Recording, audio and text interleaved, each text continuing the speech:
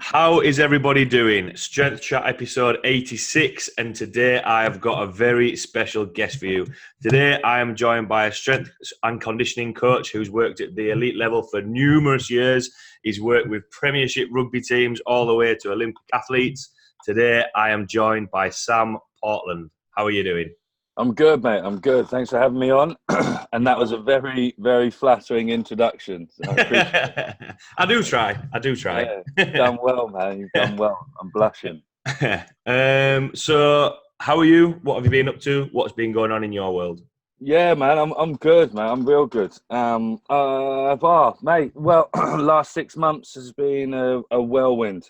It's been an absolute whirlwind. All for the better. I was put in a position where I stepped out of the professional rugby game from a club environment point of view. Professional differences, call it that. Don't want to get anyone in trouble. So, and then from there, I've stepped in, moved into consultancy and just pushed on my private work and personal business that I'd sort of been supplementing my professional career with for the last sort of 10 years anyway, because everyone knows you get paid shit in So, but all jokes aside, yeah, so I mean, I've just spending time focusing on that. And, as well, I've always liked to work outside the professional game because I feel proud to be able to say that on one day I worked with a 9-year-old, someone who won the World Cup, and then just like an average Joe rugby player athlete. Yeah. So I feel like for me, that's like, I watch Lion King. It's like the circle of life, isn't it?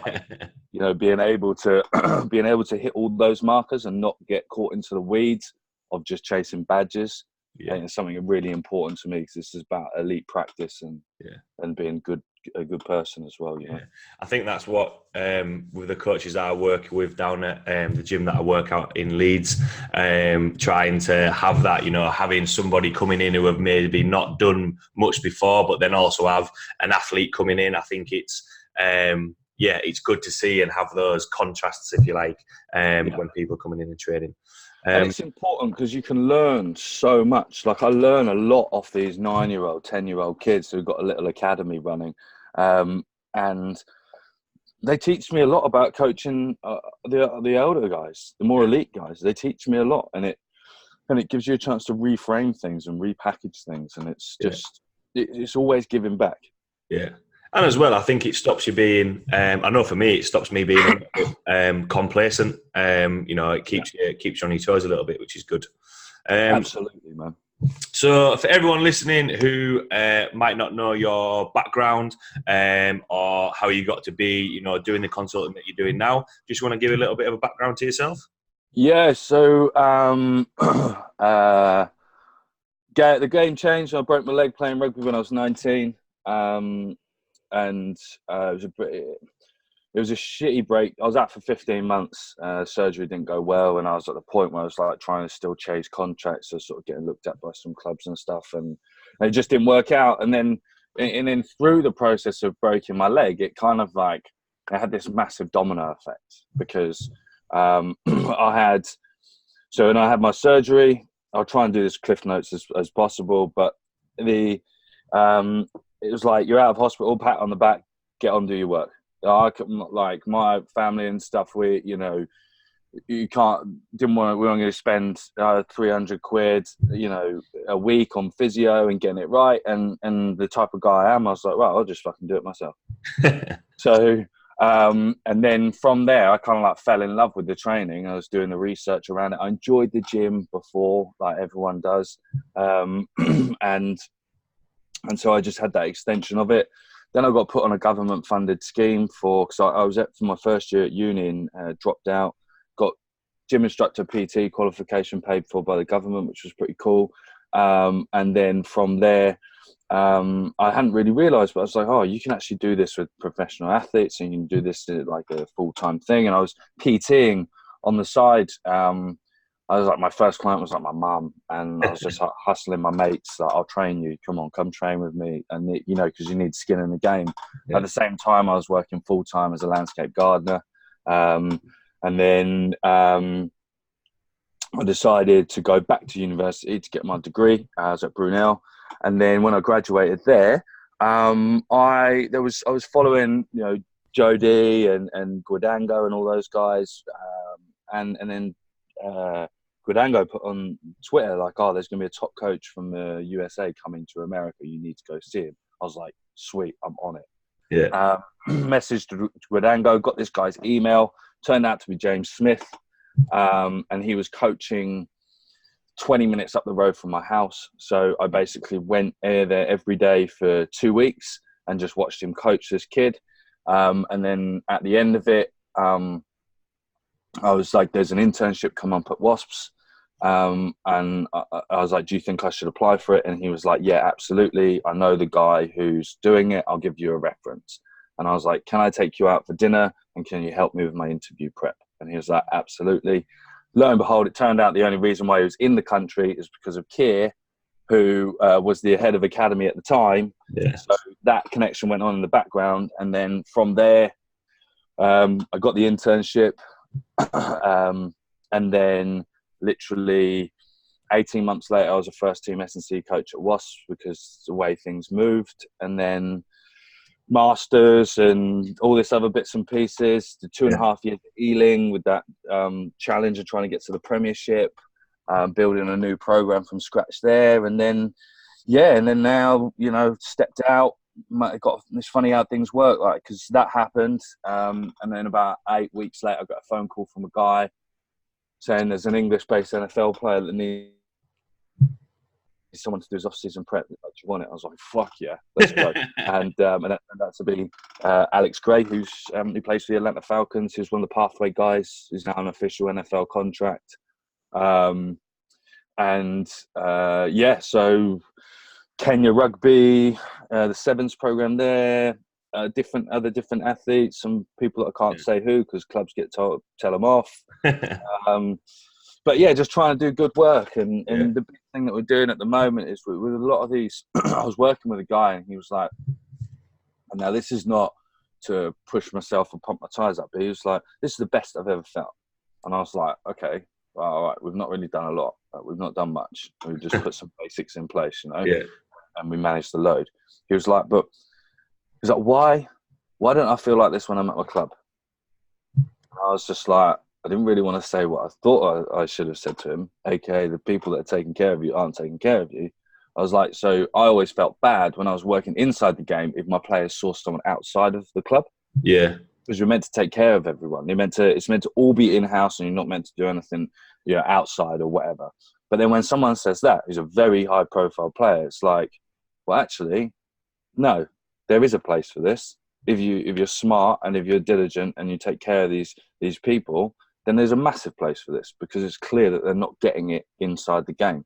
Yeah. So that's kind of my mission when I was inside the game, is to take care of the players that I work with, to the point where I'm not there anymore. And so now it's still the same philosophy. Just take care of the players that you're working with and work hard for them. Yeah. And there's another little disconnect that I find that I felt is when a lot of coaches, you'll know it from being a private coach, is that when someone's paying you out their own pocket to work with them, it's a privilege. Mm-hmm. When you're inside the game, I've seen it and been a party to it where coaches speak to players like the players are paying them to work with them. And it's the other way around. You should treat anyone like they're employing you directly out of their pocket, because I guarantee you 99% of the players would not employ the coaches that are coaching them. Yeah, I must admit, so I completely agree with what you're saying. I did 2 internships with, I did one with Bradford Bulls where I worked with sort of the scholars in the academy.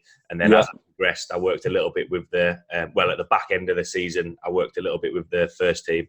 And then I did a little bit of work with Yorkshire Carnegie. And I found from how things are delivered in those sessions compared to people that are coming in and you might have maybe 3 hours with them across the week, the time constraints and everything else, it's a completely different environment. And when you mentioned there about that they should be feeling good, I think that's a big factor for when you're working with athletes or whoever you're working with. where do you think the breakdown is when it comes to when athletes are saying, oh, they're not feeling looked after? Where do you think the breakdown is in terms of the coaching when it comes to sports? From a physical preparation point of view, and like in terms of just like managing load, I personally think that there is a real lack of logic that's been placed. There's a real lack of logic.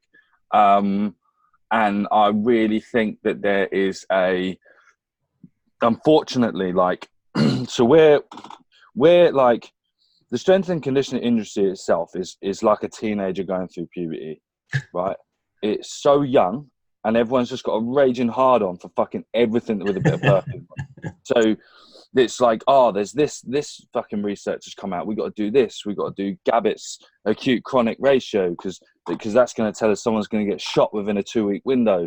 And then we've got like everyone's got to do Nordics because Nordics are amazing at giving you DOMs. And like, so there's all this sort of stuff going on, and everyone just needs to like take a step back from it, and because we're still really evolving as an industry. We're really, really evolving as an industry, and where everyone's like, oh, we've got to quantify this, we've got to quantify that. They lose the feel. Yeah. You go and speak to someone. I was lucky, and I've been very lucky to spend a lot of time with some very seasoned coaches, 30 plus years in the game. And they don't give a fuck about any of that stuff. Yeah. They don't care. They don't care about, oh, what's his training load here? What's his training load here? Because they feel it. And the only way you can get to that level with your players, and I'll tell you right now that when I was at my last club, you know, there's a lot of things that I would have to politically put them in a certain way to allow things to happen. And it was like, well, I shouldn't have to do this just because the people don't understand what I'm doing and are adverse to my way of communicating it. Then it's like, fuck, or is it going to take me 3 years to actually explain it to them? Yeah. So you just put it in the place you need to be, and then there is that disconnect. And if you draw like 3 intersecting circles, I can never remember what that diagram's actually called. But you've got like the athlete's expectation, the coach's expectation, and the club's expectation. Yeah. And they have to meet in the middle. And the problem is with the business side of the game, it's like someone comes in and they get signed. They got a great highlight reel. They're on it. They're looking to go. And then, oh shit, we didn't actually factor in that he probably can't play our game plan.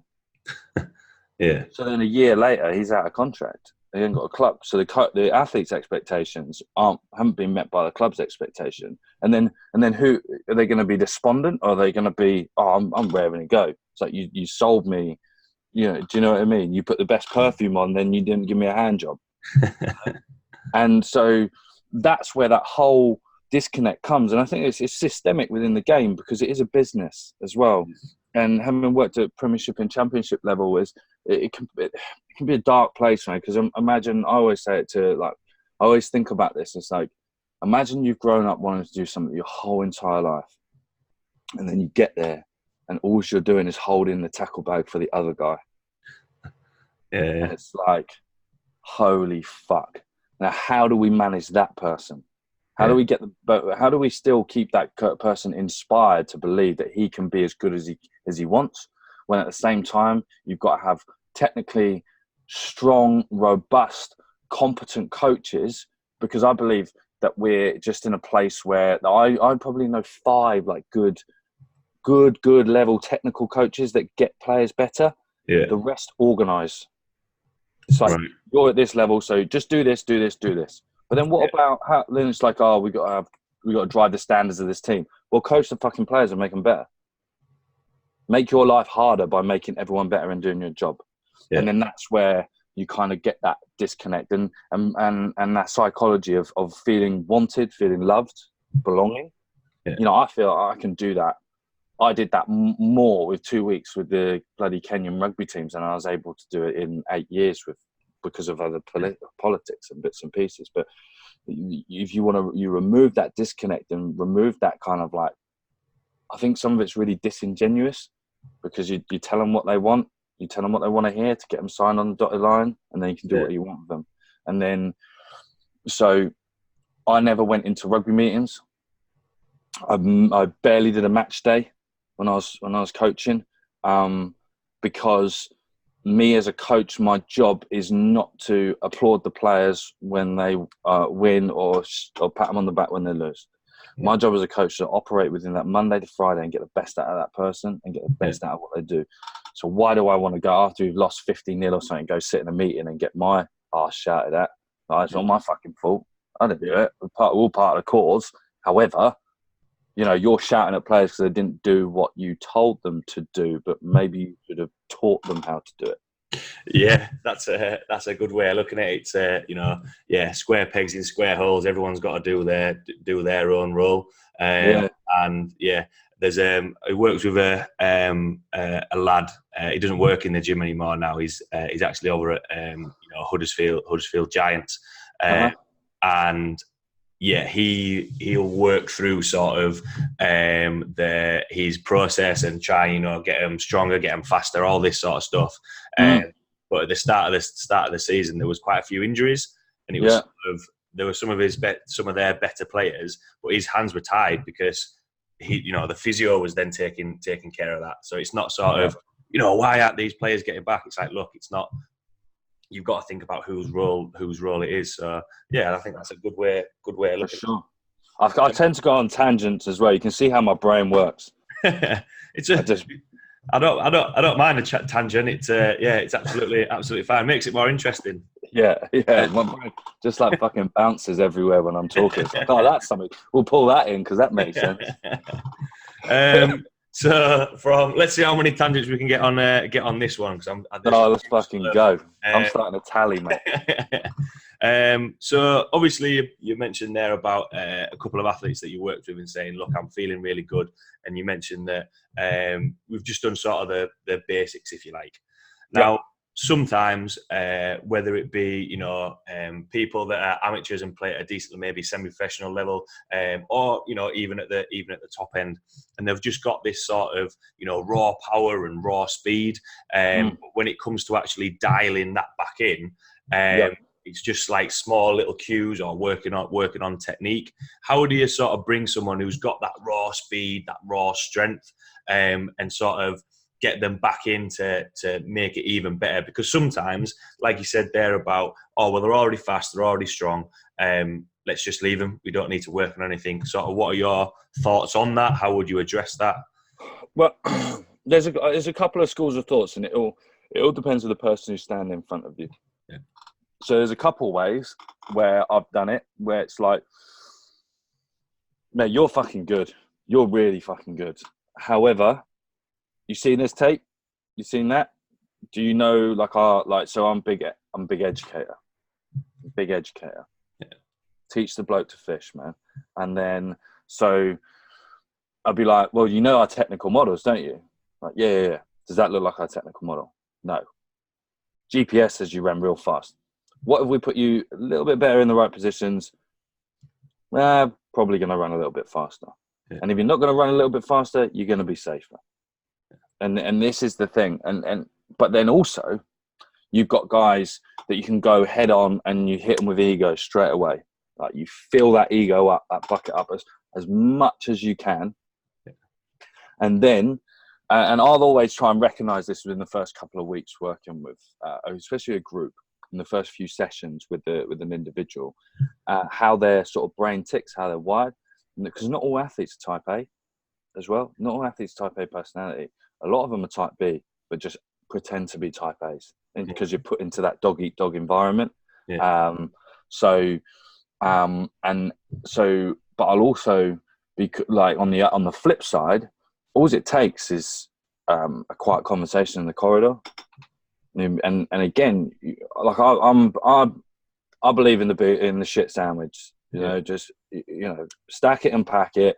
However many pieces of shit you need to put in it, put the rest around the side, and take them to that place where you've got to humanize them. Yeah. So, and the only way you can do it, and like a lot of psychology as well, it's like when I have arguments with my girlfriend, that you mirror each other's behavior constantly. And that's where, like, the good conversationalist can slowly change that mirror. Because if you go head on, they'll meet you head on. And you kind of got to take them, go around the side a little bit, and then negotiate that mirror. And they'll constantly come to you if you stay calm and stay relaxed. And and then you just have that, again, you go straight back to an educated conversation. And you say, like, elite sports players are incredibly smart people. Yeah. They may not have any fucking GCSEs, but they're very smart people because they're obviously very skilled at what they do. Yeah. So don't take them for idiots. Like, make them feel clever, and you're going to get the best out of them. There's like that thing that Ronaldo did. They were taking corners, and they did it with the lights on, and he like headed it in. They did it with they turned the light on, turned the light off as the ball was struck, and he headed it in. And then, guess what? The light's off. Someone took the corner, and he headed the ball in pitch black, just off the flight of the ball, off the sound. So it's like, if that's not intelligent, I don't know what is. And he probably hasn't got any GCSEs or A levels, So it's about meeting that person on that wavelength that they are. Mm-hmm. They're going to feel, if you're like, you're this, you're that, you're this, and you bring them down, they're going to feel so vulnerable when they take the field. Yeah. And especially, and then also, you need to be able to bring them back down to a level of realization. It's like, yeah, you may have this. However, what are your goals? What's the reality of your situation now? And then how do we get there? Yeah. And I'm not a big fan of like absolute goal setting, because I believe the notion of positive self-talk and the environment that you creates endless possibilities. Yeah. Because, you put goals, you set boundaries. And with training, and with there's this thing I didn't really give in. Have you heard of like Garrett Kramer? No, I've not heard. No, Garrett Kramer. There's like this thing called like Inside Out philosophy, which is pretty cool. Like when I first heard it, I was like, well, this is a bit fucking weird, because there's no really sound methodology to it, sort of thing, because we like systems, don't we? Yeah. So I was just like, left it there, came away with it. And basically it's like, you're just a manifestation of your own beliefs. You're a manifestation of your own thoughts.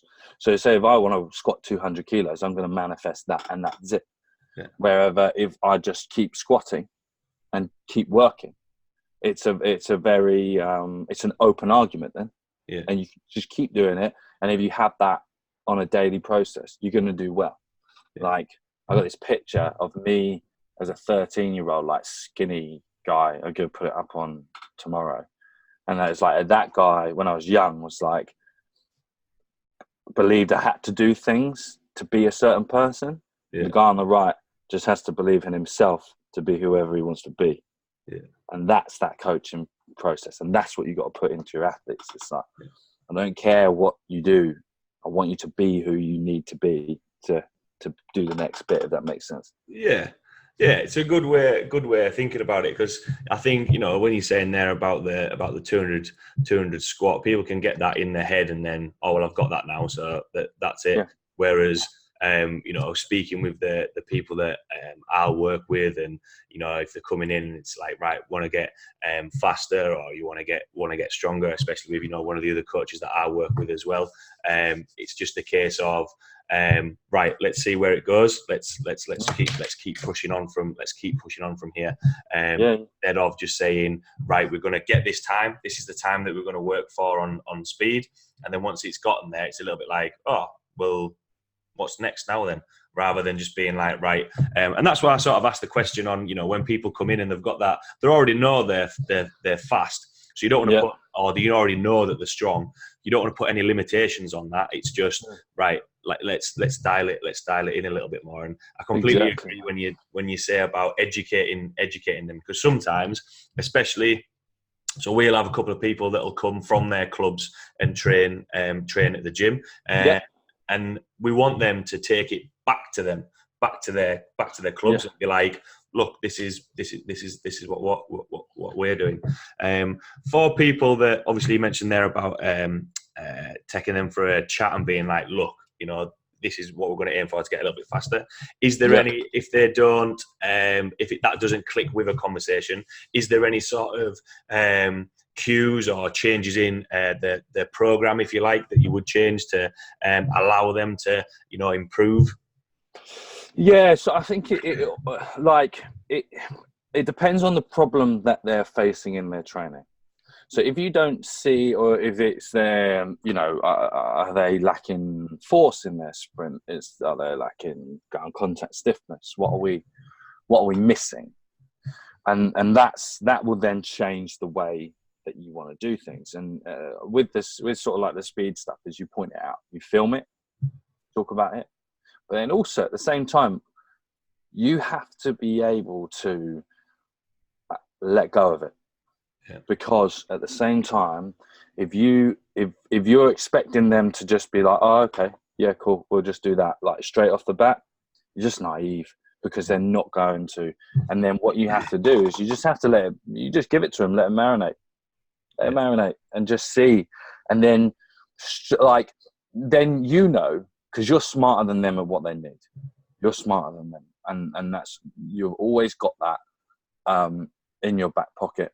And then all you do is then you just push that training to bring up that weakness slightly. You just sprinkle a little bit in, even if it's in the warm-up, or even if it's like, oh, we're going to do this, we need to look at this.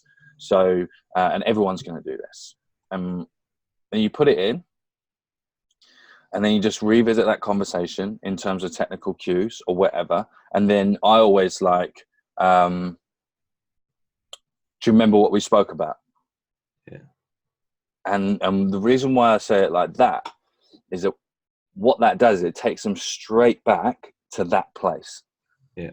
When we had that conversation, because the brain is clever. Like you attach emotion to things. So if you've hit them on the right level in that first conversation, then all your time, remember what we talked about? How's that feel?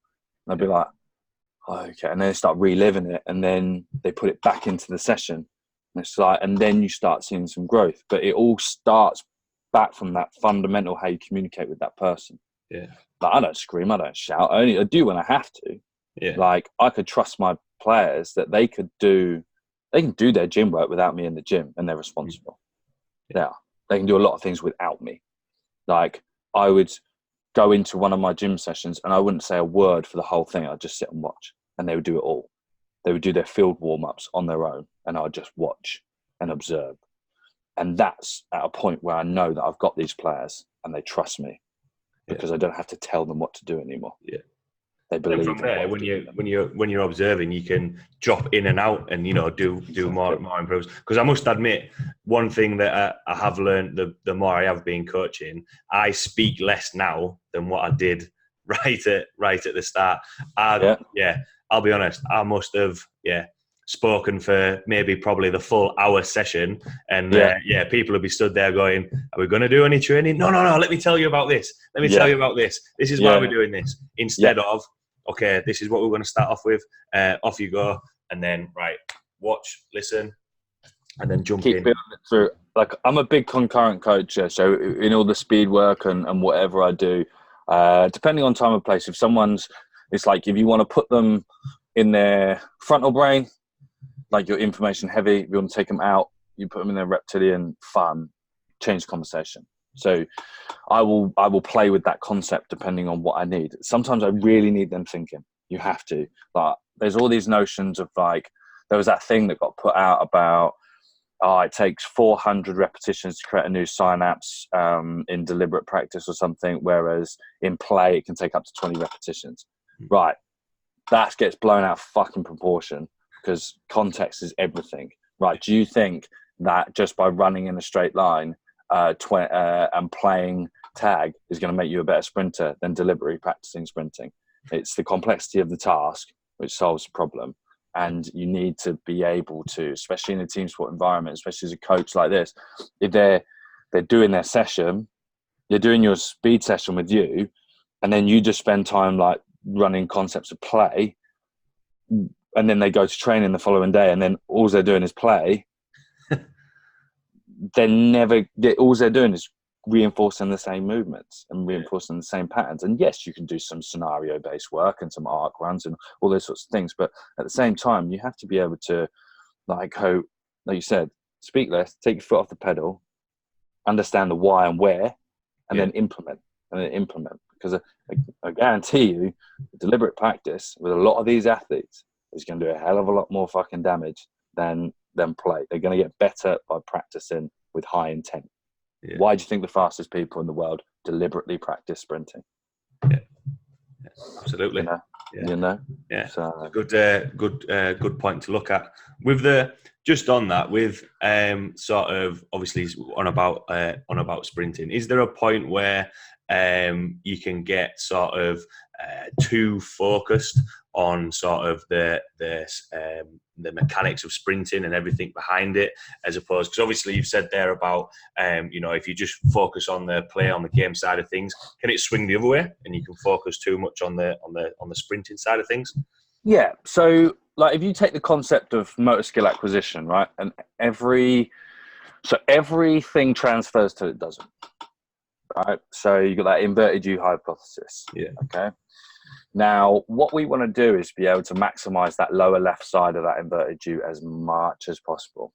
Okay. And within that, I like to put things in buckets. And also, what you've got to do, what we've got to understand as well, is that who we're working with. Right. Everyone goes on this concept of minimum effective dose, and then they'll do something fucking stupid on the other side and call it fucking special strength or whatever they want to call it. Well, then that's not minimum effective dose because that person's really underqualified for that task. Yeah. So just fucking teach them to touch their toes, start off with or something, like, so what I like to do is put things in buckets where you've got concepts of learning, concepts of loading, and concepts of execution. Yeah. Okay.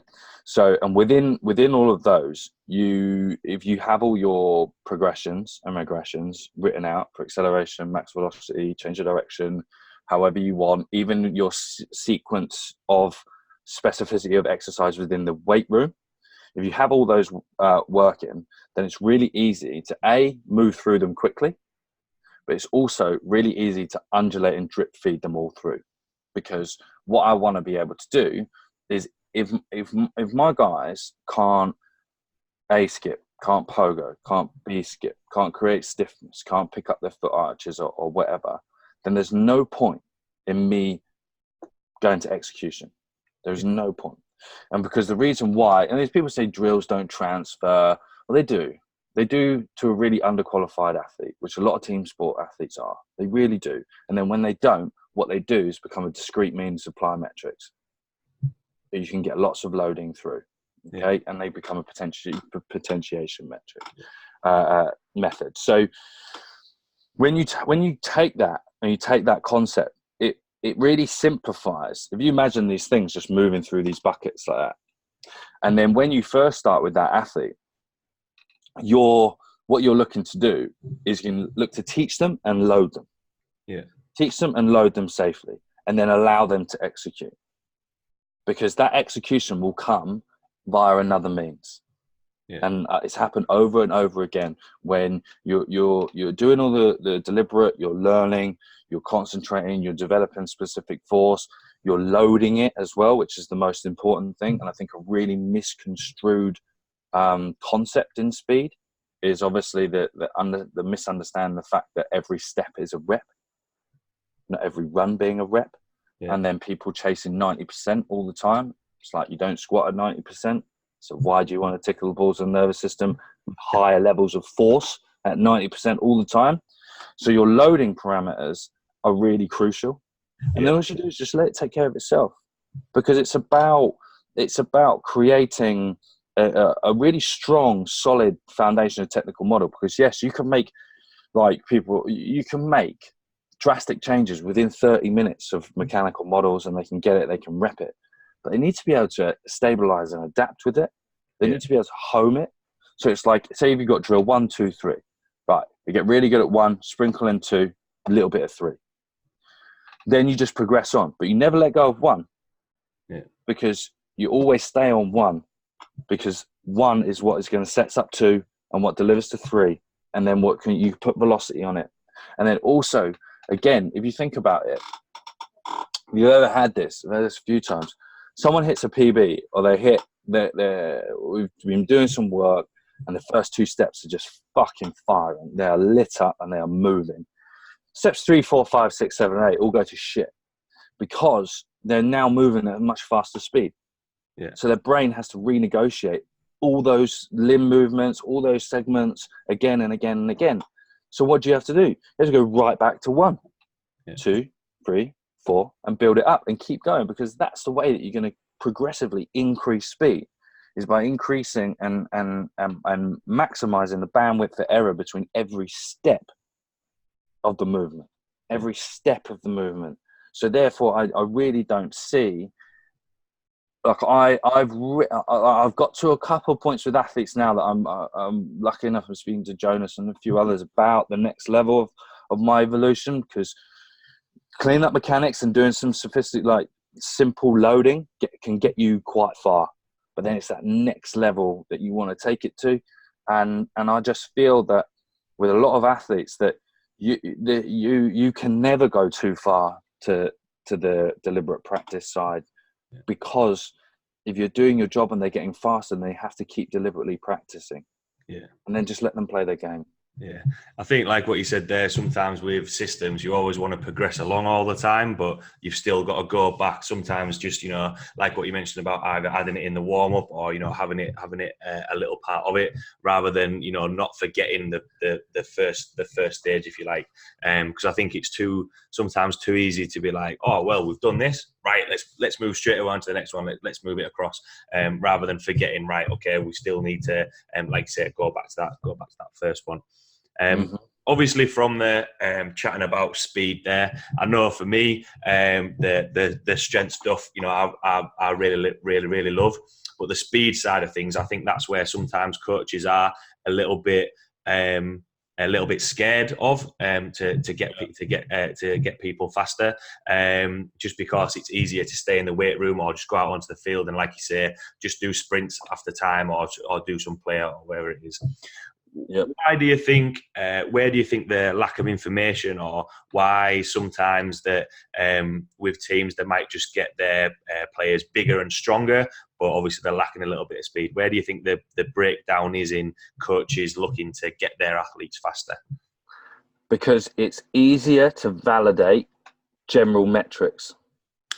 So general strength quality is easy. Yeah. It's easy to it's easy to get someone stronger. It's easy to get someone more aerobically fitter to a certain level. So therefore, strength coach coming in, trying to keep his job, it's easy to change those metrics. Okay. It's not easy to constantly reevaluate and progress speed times. And also it's not easy to have the conversation when your athletes aren't getting faster and say, well, actually, they're hitting that speed more regularly, and then them see that still as a positive, because there's a lot of ignorance there. Yeah. And I think, again, it goes back to that athlete's expectation, coach's expectation, team's expectation, and realizing, like, so I'll rank, so like Bondarchuk's classifications of exercise, right? I will rank testing based on those metrics. Yeah. So if you're like, right, well, what's the most, what can we evaluate that's the most applicable to the game on a running based sport? Well, probably sprinting, and then jumps, then strength lifts and aerobic work. So it's like, I'll always even say that to my players, and I'll draw the triangle. It's like, look, you want to get stronger, you want to stay here, sweet. Yeah. Come talk to me when you want to be up here. Yeah. Because I'm telling you, this is what you need to be doing. Most of you are probably strong. You're strong enough, because it gets to the point where actually doing less is going to make you better. Mm. And it's that lack of understanding. And also in terms of the speed stuff, it's all out there. It's all out there. Just got to go find it. Got to go look for it. What you've got to do. Like, I threw myself into it. It was the thing when I came into my internship, and I'd done a little bit of speed, but playing as a rugby player, I was a winger. I was always fast. Like, could run one sub 1.6, 10 meters, and like run fast on top end as well as a winger. So that came naturally to me anyway. Yeah. But then when I had to coach it, I was like, oh, okay, here we go. Time to put some work in. Go and visit speed coaches. Just go and watch people sprint. Yeah. You know, if you go to Birmingham at British Trials and if you watch 10 rounds of the 100 meters and 10 rounds of the women's 100 meters, your eye just slows down because it adapts to the speed, and then you can really start seeing things. Yeah. And it's about just going in and investing in it, because if we're in the business of going, right, we're trying to make you better at this sport. I'm too fucking afraid to get out of the weight room and put some studs in the ground, you know? Yeah. Do you think it comes from, because that's a good way of looking at it when you say, you know, it's that whole picture. Do you think it's a case of, because obviously you said there, speaking to the athletes, do you think instead of using those general metrics when it comes to strength, do you think it is just a case of just getting buy-in from the athletes and being honest with them and, you know, speaking about the processes that you're using? Yeah.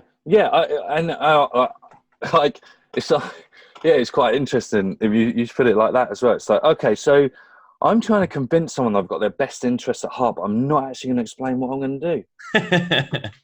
We don't work for the government. You know, like, so like, how can we believe that they're going to trust us if we can't even just tell them honestly? It's like, and I would say to them, and this is how some of the best buy-in that I've got from my players is telling them, well, listen, guys, I'm trying to get you faster, right? I'm trying to get you faster. We're at a point. We've done our strength block. You've all hit X, Y, Z. Your 4 scores have gone up. Done now. And we can hold that for 30 days. We'll use residuals. Now we're going to try some other stuff. Is it going to work? I don't fucking know. But we're going to try it. Do you want to try it? Yes. Because you've set that boundary. It's like, we're strong. Done.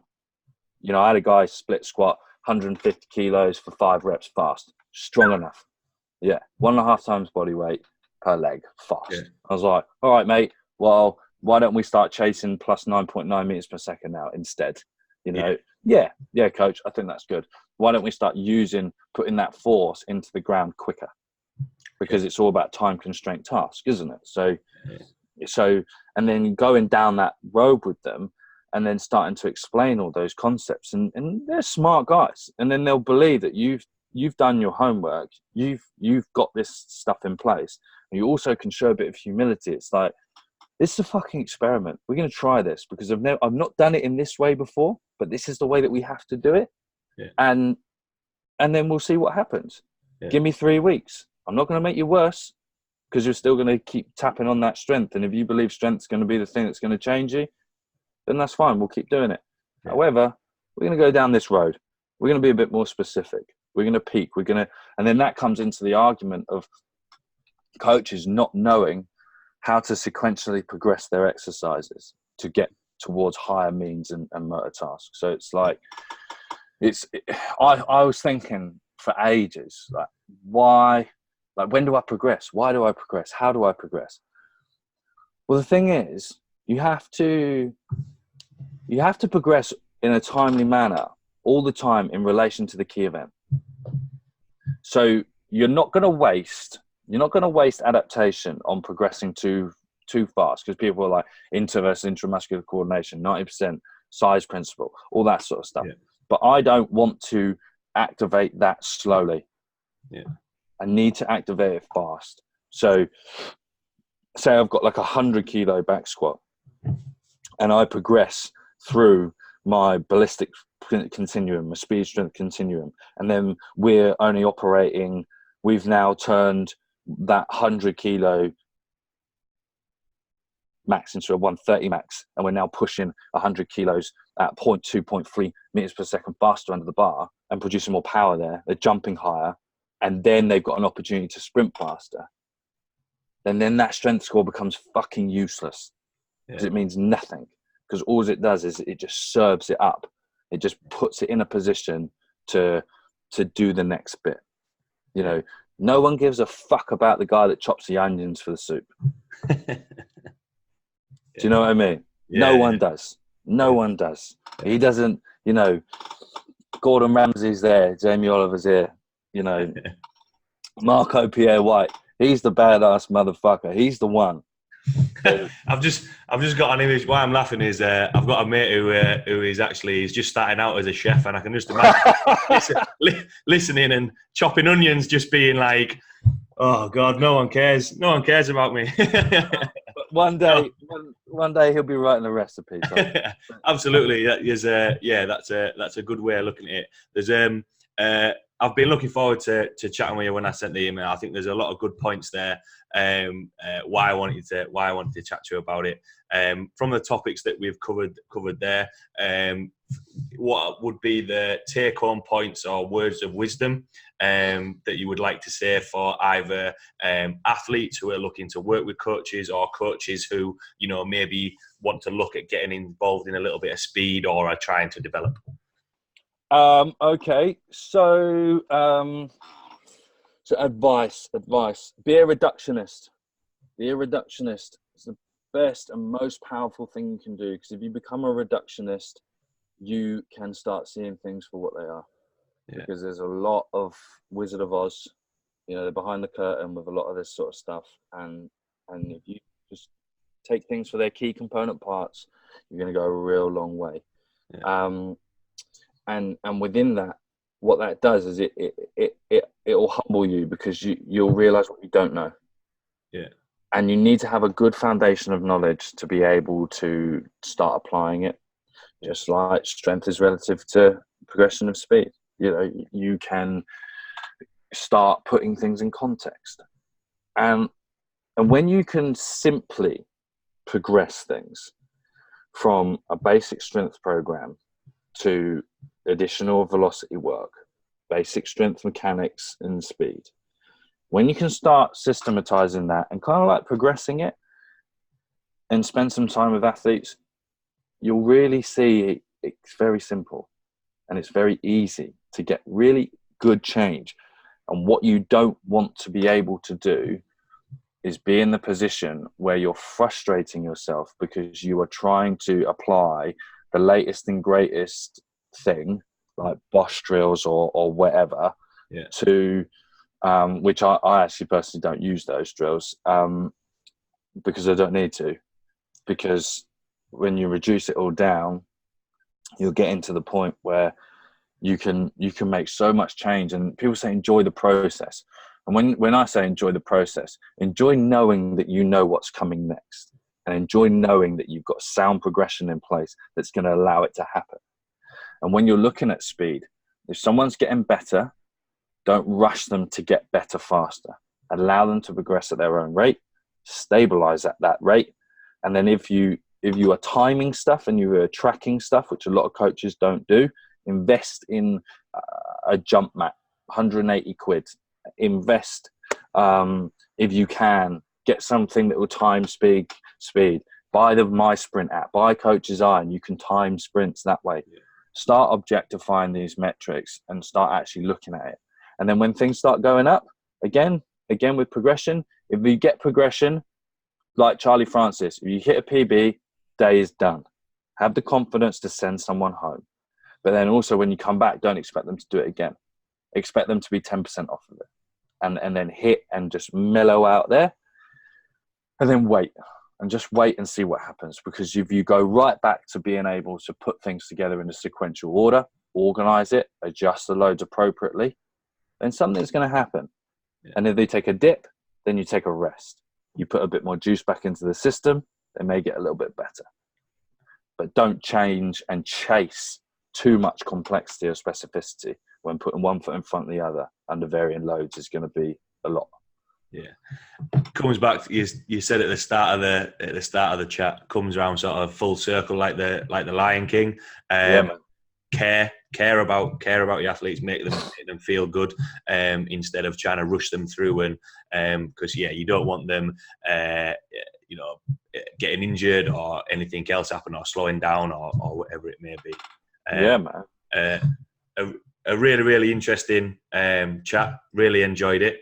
Thanks, for everyone listening who either might want to get involved with some of the seminars that you do, or some of the content that you're putting out there, where can people find you and get in touch with you?